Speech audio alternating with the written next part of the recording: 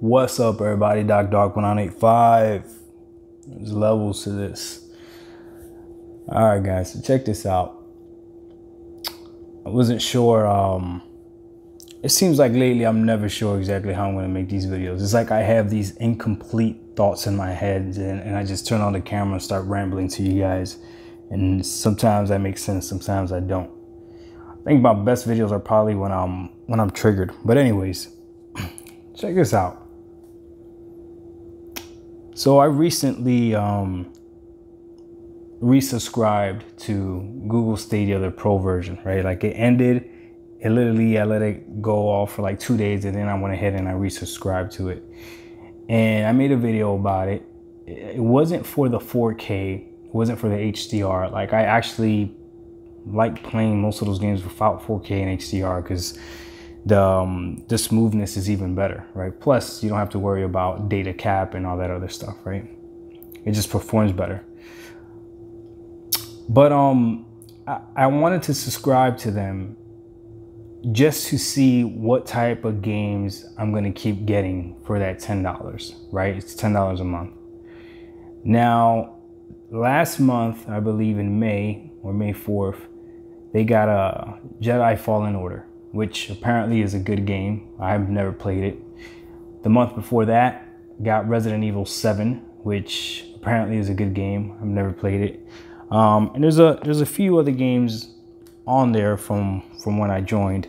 Now there's people that have had Google Stadia longer than I have, that have had the Pro version, that have they have the Metro series. So anything that says Pro on it, oh, you guys can't really see it. So you got Jedi Fallen Order, Battleground, Players Unknown Battleground, Floor Kids. I have no idea what that is. SpongeBob Battle for Bikini Bottom, Peaky New, Resident Evil 7. I'm just gonna name the big titles that I even know. The Hitman Collection, or Hitman World of Assassination. My bad. So yeah, there's pro games on here that you get with the subscription. I think somebody even mentioned in one of my videos that they have the Tomb Raider collection from Google Stadia or whatever. So for $10 a month, the question is, are those games, you know, worth it for that subscription? And then we have the other subscription service that I'm subscribed to, which is obviously Game Pass, right? Now with Game Pass, there's a lot of games. There's a lot of games on Game Pass, okay? There's old games, and obviously there's new games as well. Whoever tells you there's no new games, I guess new is relative. I don't know what you want me to tell you, but that's not what this argument is about, or what this topic's about. The deal is, I subscribe to Game Pass Ultimate, $15 a month. Subscribe to Google Stadia right now, $10 a month, okay? So I am paying $25 a month to access video games.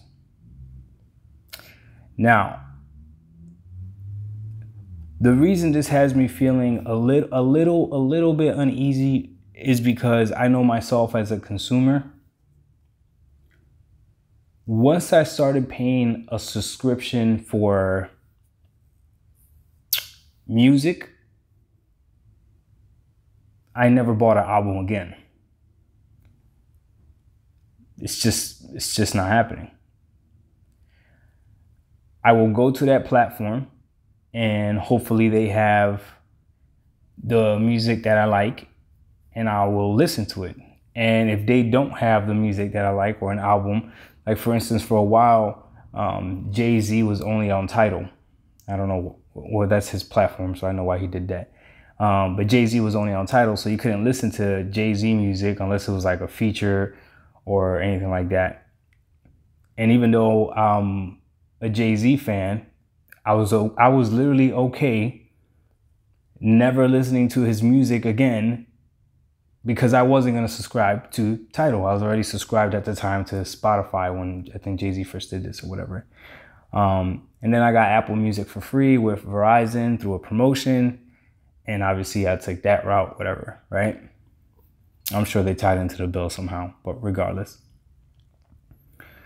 So I never bought music again. Then I started thinking about TV.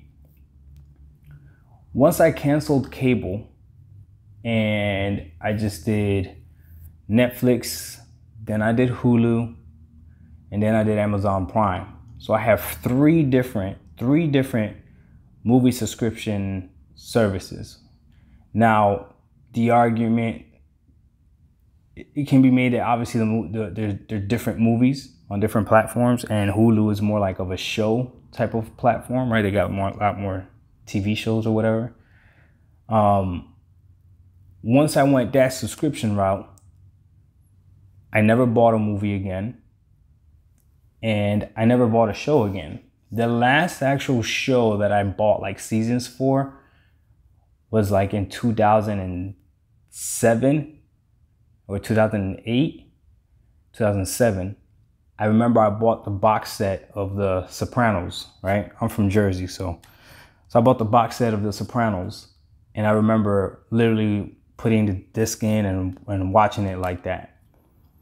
But once I got Hulu, Netflix, and all that other stuff, I never again bought movies, never again bought music. So now that I have these subscription services, just knowing myself, I don't know how I feel about this. This is why I'm making this video. I don't know if I'll ever buy a game again. I don't know if I'll ever buy a game again. There is one game that comes to mind that off the top of my head, like if it dropped tomorrow, I wouldn't hesitate, and I'd probably buy this game.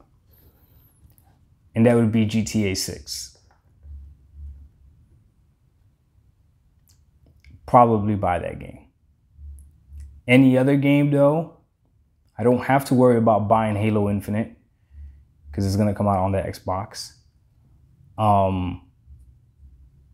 If I had a PS5,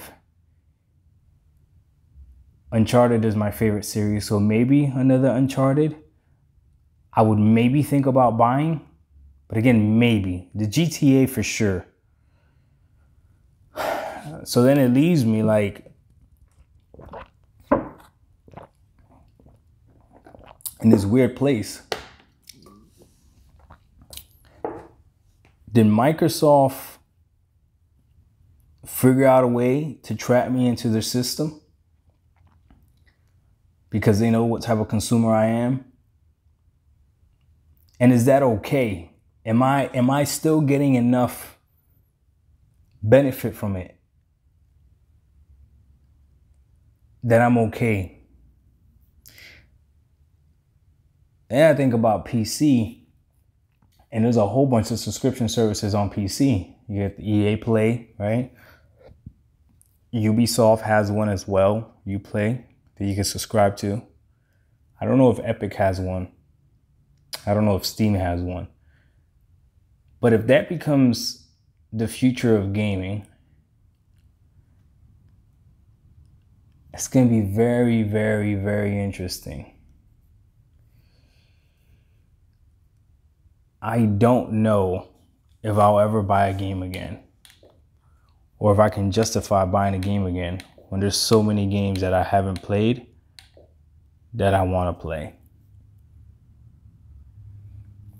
You guys let me know if you think like I'm thinking. Like, if this is something that's bothering you, or if you really don't care, it don't bother you at all either way. Because I honestly don't know how I feel. Like, I love Game Pass. No ifs, ands, or buts about it. But I see the writing on the wall. But then because of Game Pass, I can't justify buying a lot of games. Like, literally the only game I could really justify buying, like I know, would be GTA 6. That's it. And I don't even know anything about the game. I'm just basing it off of my experience with GTA 5 and how awesome that was. So our gaming subscription services, are they going to take over?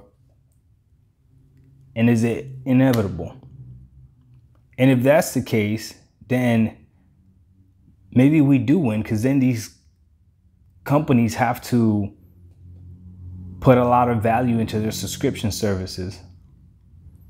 Because, for instance, if I had to only pick one between Stadia and Game Pass, even though the features that Stadia has is cooler than Game Pass, it's not even a question. It's not even a question. I'm going with Game Pass all day. Because, again, the games that you're getting on Stadia as of right now, as I'm looking at it, are just, just like Journey to Salvage the Planet. What is this? Everspace? I don't know. Little Nightmares 2, I heard is good, right? So I don't know, man. I don't know. You guys let me know what you think. Especially if you have other subscription services for games, like I won't count EA Play, because that comes with Game Pass Ultimate if you have it. But let's say you have EA Play separate, or you have Ubisoft Play, or Uplay, whatever. Actually, you could get Uplay with Stadia. How much is Uplay on Stadia? That'd be interesting. Because if it's just like $5, then now we got something. Now we got a little bit more games, right? I don't know, man. This is so crazy. This might be the future of gaming, subscription services. Sony fans, I definitely want to hear from you. I know you guys ain't going to be quiet anyway, so go ahead. Please leave your comments, Sony fans. Speak about the ownership portion of it and how important it is. Because I get it. I'm just venting right now. DocDog1985. There's levels to this. Leave your comments below. Let me know what you think about Netflix, Hulu, and Amazon of gaming world becoming something. There's levels to that too. We out. Peace.